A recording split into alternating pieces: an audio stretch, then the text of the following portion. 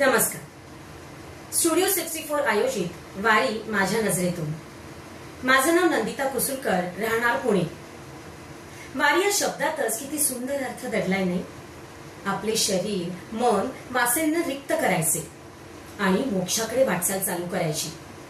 अहंकाराचा त्याग करायचा आणि मन निर्मळ बनवायचे, म्हणून असते ती वारी. पण असे तन मन निर्मळ स्वच्छ करणे खरे सोपे आहे का हो? छे, अजिबात नाही. म्हणूनच आयुष्यातील कर्माचे भोग भोगण्यासाठी पायी चक्रा मारायच्या आणि शेवटी मोक्षाच्या वाटेवर जायचे. पण मोक्ष ही केवळ मृत्यूनंतर मिळणारी अवस्था नाही बर का, तर लोभ मोह क्रोध माया अहंकार यापासून मुक्त होणे. वारी खरं तर माणसाला हा संदेश देते. वारीतून मोक्षाकडे हा प्रवास खरं तर पायांनी चालण्यापेक्षा तो मनाने जगण्याचा आहे.